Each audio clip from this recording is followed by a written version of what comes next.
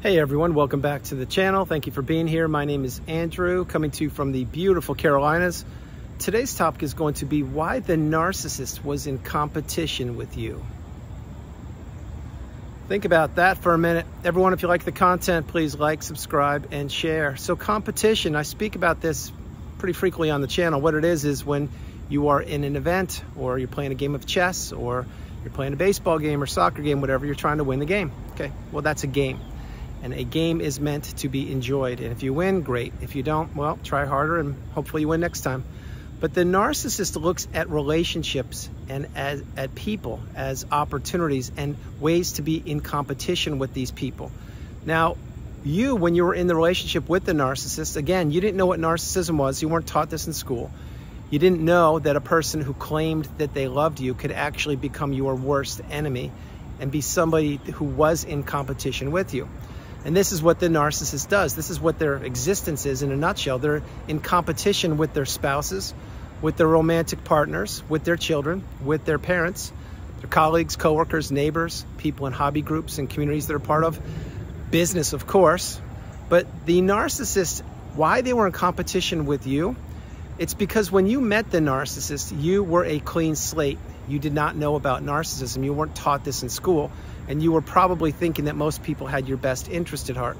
And the narcissist figured you out. They watched you work. They watched you move. They watched your mannerisms, how you behaved, how you treated other people, how you were treated by other people. And they said, wow, this person, which was you, this person's got something I don't have.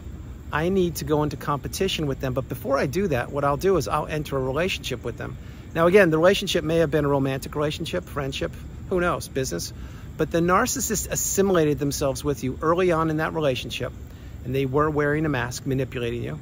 And what happened is when they did that, they said, hey, guess what? You and I are besties. We like the same things. We're doing the same experiences, and we're spending so much time together. It's amazing. I can't believe that you're the yin to my yang, or you're the one who completes me. Or, okay, well, that's the love bomb stage. Now, again, it doesn't matter if it was a romantic relationship or not. The love bomb happens at work. It happens with neighbors and everything. But the narcissist, once they got really close to you, that's when they figured out what made you you. They learned about your hopes, your dreams, your aspirations. They learned about your former romantic relationships, where you had lived, what school you went to or schools you went to, if you had any children, if you were an empath. And yes, they could size that up rather quickly. Remember, many people on the planet, they turn out to be empaths. Let me rephrase that. There are people on the planet who are discovering that they are empaths, and they didn't even know what empathy was their whole life. The narcissist looks for empathy. They are a magnet, like a moth drawn to a flame. The flame is the empath that perhaps is you or was you. But the narcissist is drawn to empaths because empaths are kind, loving, stable, healthy people. They want to contribute. They want the betterment of humanity. They don't want to quit or give up on relationships that they're a part of. And they do the right thing almost every single time, many times without expectation or without even being asked. So that's what the empath is, and that's why the narcissist is drawn to the empath. But why the narcissist was in competition with you, it's because you are a beautiful, bright, shining light. You possess empathy. You are a good-willed and good-spirited and good soul. You're a person who most people would love to be or love to be in communication with.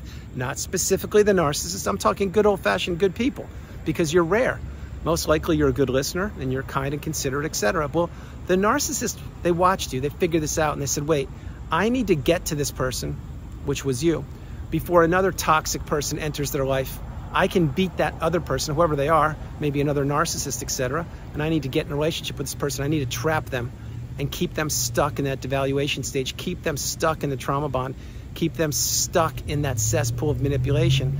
And that is what the narcissist did. Now, again, you weren't taught this in school, so you didn't know what narcissism was. You probably thought a narcissist was somebody who was just looking at themselves in the mirror a little too frequently. Well, that is part of it, but the main part is this is abuse on multiple levels: financial abuse, physical abuse, spiritual abuse, emotional abuse, every way possible. The narcissist wanted you subservient to them. They didn't want you to break the 4 ties of the narcissistic cycle, which include the emotional tie, financial tie, physical tie, and spiritual tie. And they wanted to keep you trapped. Now, if they could keep you trapped for a period, which was the length of the relationship or even longer, that makes them feel good. It makes them feel superior. It makes them feel like they're in control and in power. And that is one of the ways the narcissist was in competition with you. You see, when you were in that relationship, you didn't think that another person could ever be in competition with somebody else. Meaning, let's say that you bought a brand new hoodie or you got a different haircut or something. Well, the narcissist would always be either telling you that your hoodie isn't good or that your haircut is not that good either, or they would get the same haircut or they would get the same hoodie. These are micro examples of what the narcissist does. Remember, the narcissist wants to devalue people. They don't want people believing in themselves. They don't want people ever figuring out who the narcissist is. They don't want people healing and breaking the bonds from the narcissistic abusive cycle. But also, this is what fuels the narcissist. They were in a competition with you that you did not even know that you were in a competition with, because you weren't in a competition. Remember, I mentioned empathy a little while ago. You are a lovable, kind, stable, healthy person. The narcissist saw this and they said, wait a minute, I can really trap this person.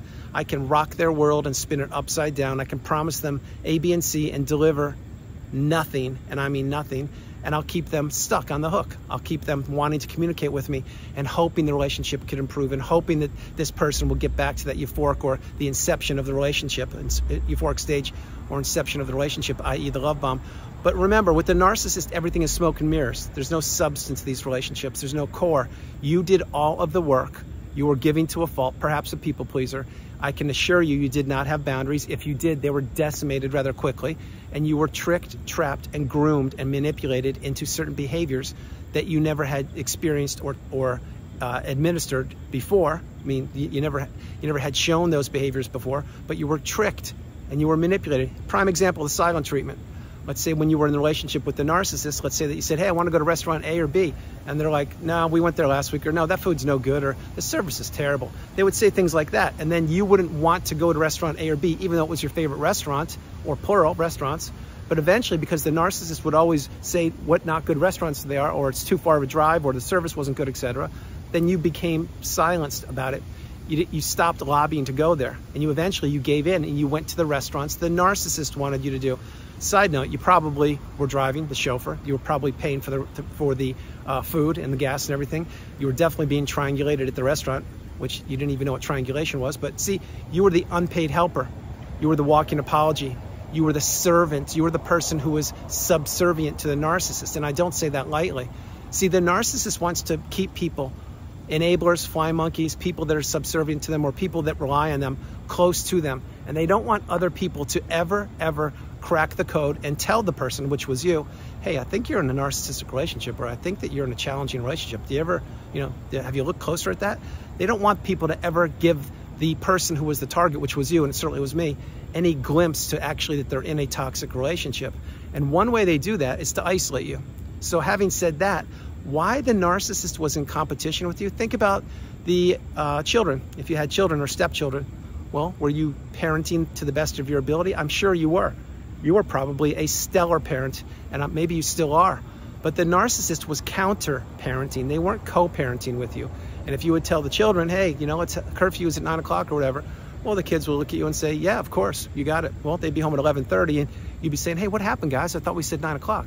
And they'd say, well, your spouse or my mom or dad, they said it's fine, we can stay out later. See, that's counter-parenting, that's not co-parenting, and that's being in competition with you. That's one example. Another example is I told you the clothes and the hoodie and the haircut and things. What about your job? Let's say that you had a great job and you were making a good amount of money and you were stable and you were very successful in your profession. Okay, well, the narcissist, they will do one of many things here, but let's say that they didn't have such a good job. Well, they would want to get a better job than you, or they would demean or diminish your job because they were in competition with you. You see, the narcissist cannot have somebody else be superior or do better than them or have better circumstances or surround themselves with better people, because it makes the narcissist feel less than. And at their core, the narcissist is anxiety riddled. They're shallow, they're hollow. They are afraid of so many things. They are fearful of so many things, which include being exposed, being abandoned, being figured out, seen behind the mask, and being isolated. And of course, not having a battery functioning in their smartphone, wink, wink. But all these things I'm mentioning with you, the narcissist was in competition with you from the minute you met them until the minute that relationship ended and even afterwards. It's not until you reach the pinnacle of indifference, the mountaintop of indifference, and you heal and you realize that the narcissist does not deserve to be in your life. They never did, they never will, and no toxic person should be in your life ever again like that, because you've gone through the narcissistic abusive cycle and you've had to put yourself back together. You've had to rise from the ashes like a phoenix, dust yourself off, pick yourself up by the bootstraps, and enter the third version of you, the strongest, most galvanized version of you known to humankind. Now again, I repeat many things on the videos I create because eventually all of these things I share with you, or most, or many, will click with you, and you're going to get a light bulb moment. Light bulb moment here, here, here, here, here. And the more light bulb moments you get, the clearer your mind gets. The clearer your mind gets, the further you should be away from the narcissist. The further you get away from them, the smaller they get, the stronger you get. The stronger you get, the more you realize that that relationship wasn't what you thought it was. It was what it was, which was, for this video, one big competition with the narcissist trying to do anything they can, or could, I should say, to beat you, to win. That's why the narcissist sees things in black and white. There is no gray area. The narcissist looks at people as opportunities, and they look at people to take advantage of, and they feel in their tiny little pea brain that they must win. Winning is everything to the narcissist, and they will win at all costs. They don't care about the system. They don't care about rules. They don't care about regulations. They don't care about laws. They don't care about marriages. They don't care about contracts or anything. What they care about is extracting as much from people as they possibly can. And again, if you were discarded, my heart goes out to you. You know what I'm talking about. Or if you ended it yourself, either way, my heart goes out to you. But think about it. Let's say you were married to the narcissist, just for a minute, although you didn't have to be, but I'm using that as an example. Well, then what would happen? When the narcissist discarded you, they ripped the mask off, they smashed it to the ground, they showed you the beach ball pupils, black pupils of their eyes, and they showed you the smirk, and they showed you how much disdain they had for you and how much they actually did not like you or want you to be on the planet. And then what did they go after? Of course, your relationships, your money, your properties, anything they possibly could get their hands on. But the number one thing the narcissist wants, usually, is money. And what do they love more than money?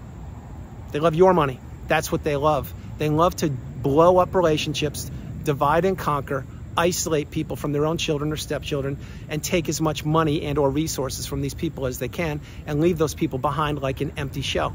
Essentially crumble them up like a sheet of paper and throw them away in the freeway. Not being graphic, it's what these people do. So having said these things, the narcissist, the relationship you're in, this was one big competition on the behalf of the narcissist. They were always watching you. They were seeing if you were bringing your A game. They were seeing if you would give them the supply that they needed, or the attention, or the resources. And once your well ran dry or was getting depleted, that's when they said, wait a minute, this person, which turned out to be you, this person is getting low on fuel. Their bank account's going to zero. Their health is taking a hit. They're not doing things for me they used to do. They're not driving me around or waiting for me or being available on the smartphone or texting back to me at 3 o'clock in the morning. They're not doing these things, so what do I need to do? Oh, okay, well, I need to insert a new source of supply. So what will I do? Well, I'll go on a couple dating apps, or I'll go on social media, make some fake accounts, or recreate, or turn the fake accounts back on, go back to work, look for another person in any country, jurisdiction, city, town, state, or environment, and I'll start to groom somebody else. This is what the narcissist does. That's why the cycle will always go around and around and around in a loop. And the one constant in the narcissistic abusive cycle, the one constant, it's the narcissist. Think about who you were before you met the narcissist. Were you in competition with anybody? No, you weren't. Maybe you were in competition with your high school class or your university graduating class to try and be the valedictorian, or to get straight A's or perfect marks, etc.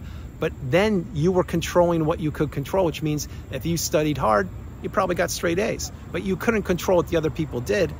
That is what a healthy person does. You focus on yourself. That's not what the narcissist does. What the narcissist does is they want to divide people. They want to tell little groups of people certain things, other little groups of people nothing, and other little groups of people something else. So in case one of these little groups, or sects, S-E-C-T-S, blows up, they have other groups or sects to go to. This is why the loop continues to go around and around and around. But you weren't in competition with anybody other than perhaps sporting events, getting grades in school, maybe trying to get a job. You know, maybe you were applying for a job and there were X number of people going for it and you wanted to get the job. But even then, you didn't do the hiring, so you couldn't control that. You could control your grades. Understand what I'm sharing. See, the narcissist wants to control everything. That's why when you're in these relationships with these people, these are the most toxic, challenging, debilitating relationships known to humankind. But you didn't know what you're learning now. You didn't know what narcissism was. You didn't know that they were in a competition with you. You didn't know that another person could be in competition with you. You know, years ago, there was an old movie that came out called Single White Female. If you've never seen it, you should check it out. You'll read between the lines when I say that. And if you know what I'm talking about, drop comments below. You see, the narcissist is not who they claim to be. They are a shapeshifter. They're a dark energy force. And they know what they're doing each and every day. And they know how to manipulate people. And they know how to lie, steal, cheat. And they know how to blow up relationships, which include marriages. They include their own parental relationships with their own families, with their own siblings, etc. The narcissist is in competition with every single person on the planet. You may think, well, that's a little rough. I don't think so. Think again. They are. Because in the tiny little feeble brain of the narcissist, they believe they're the most beautiful or handsome. They believe that they're smarter than everybody. They believe that they don't have to work and they can live like a parasite off another person. They believe they can manipulate people. They believe they can play the victim card. They believe that people will continue to give them chances over and over again. They believe that people won't maintain no contact, which I will talk about before I close the video. Remember, the path to your liberation, the path to your clarity, and the path to your energy returning, it is going no contact, blocking the narcissist, delete them, remove them and all flying monkeys and people associated with them. If not now, when? Everything will return to you in time when you go no contact, meaning your energy, your relationships, you'll have to recreate new relationships or perhaps restore old ones that aren't in communication with the narcissist. Your health, my hope is that returns. Your finances, my hope is that they return. But when you're not thinking about the narcissist and you're not pining for them or you're not waiting for them or you're not wondering who they are, where they're with, what they're doing, and when you close that avenue of communication or those avenues of communication off from the narcissist, that's when your energy returns. As your energy returns, the clarity returns. When the clarity returns, then you realize that relationship wasn't what you thought it was. It was what it was, which was one big competition with the narcissist against you. But remember, the narcissist thought that they won when they discarded you. Nothing, and I mean nothing, could be further from the truth. Now that you're out of that relationship, no matter how it ended, you've put yourself back together, or you are doing so, and you are working towards, or you have arrived at the pinnacle of indifference, the mountaintop of indifference, where you no longer care about the narcissist or anybody from that period of time, and that's a good thing. While you were healing and working on yourself, what was the narcissist doing? Yes, they were in competition with everybody that they surround themselves with, but no longer are they in competition with you. At least that's my hope. I love you all. God bless you, and I'll talk to you tomorrow. From the beautiful Carolinas, this is Andrew. Namaste. Have a great afternoon, evening, or morning, no matter where you are on the planet. You are not alone. Remember that. You are not alone. Have a great, great evening. I want to share this before I close the video. Competition, again, it's meant for, my take, it's meant for school, getting grades, or getting a job, or sporting events, or things like that. Or, you know, maybe you're winning an award, as long as it's above board. But competition with another person, it screams jealousy. It screams envy. It screams not being authentic or genuine. And that's who the narcissist is at their core. There's nothing to these people. They're shapeshifters. And all they want to do is keep people trapped and stuck, not believing in themselves and believing that the narcissist knows more than they do.